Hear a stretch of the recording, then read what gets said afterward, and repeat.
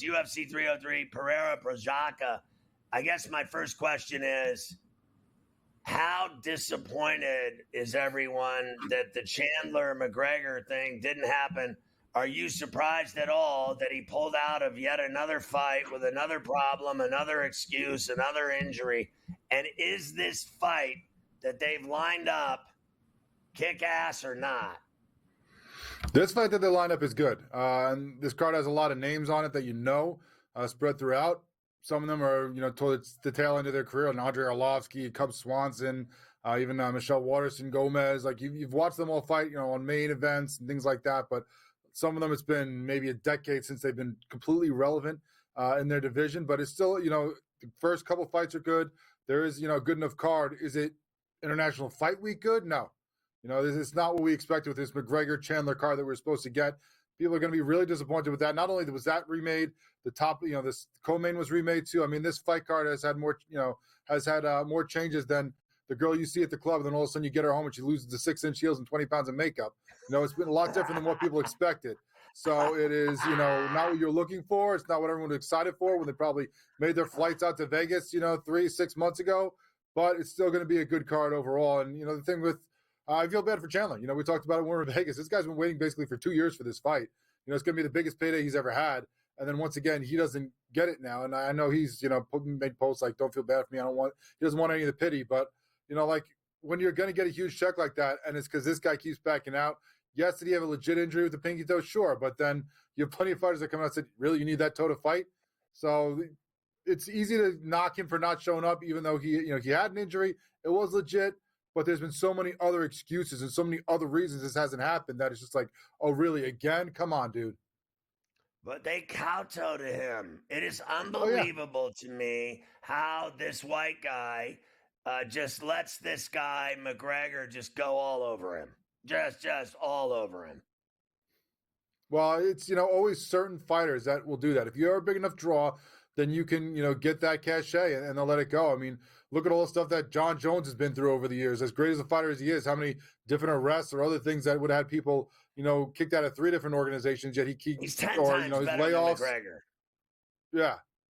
No, there's no one bigger than McGregor with all this stuff, with, again, the arrest and all the other stuff that's been against him. But when you have that kind of draw, when you bring in, I mean, the guy brought in what, $100 million for the fight against Mayweather. He had no chance of ever winning. When you could bring in the cash and it's, 6, 7, 8 figures, they'll let you do what you want. It's not even 6, I'm sorry, 7, 8, 9 figures. Then they'll let you get away with murder, it seems like, and it's ridiculous.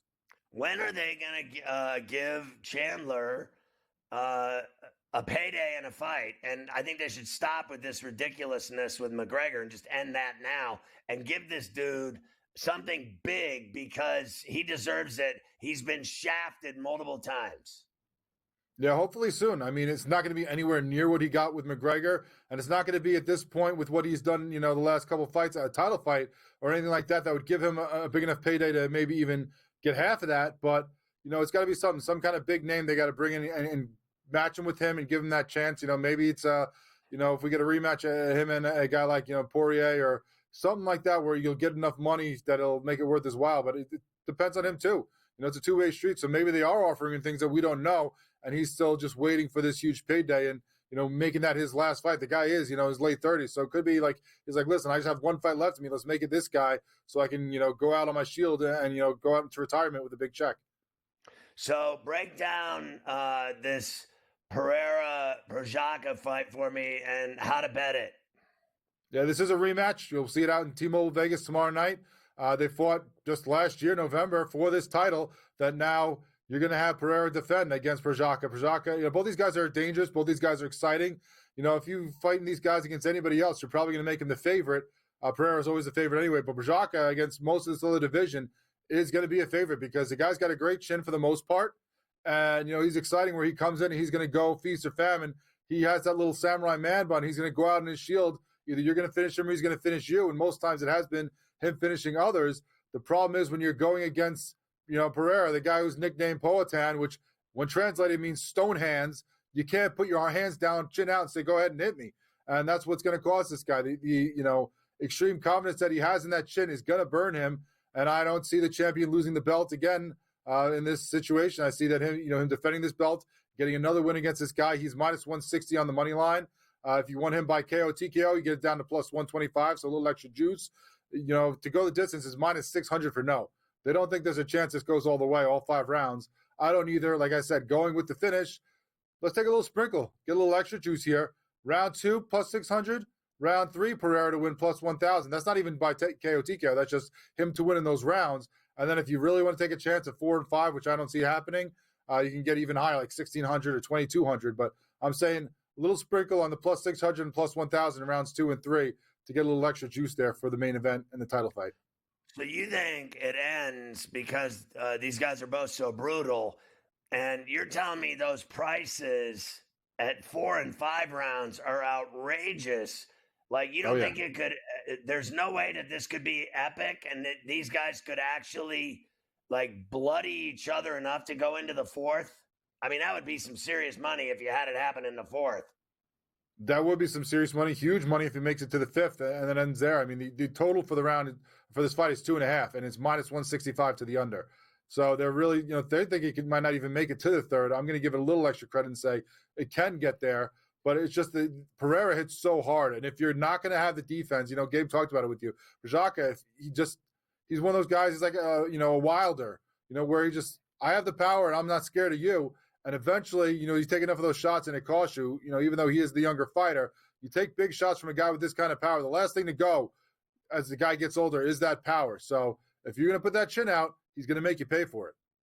So are you buying that this Pereira guy is in the short fights that he's had, not many, that he's one of the most brutal guys now in the UFC? He's one of the most dangerous, vicious, brutal guys in the whole outfit.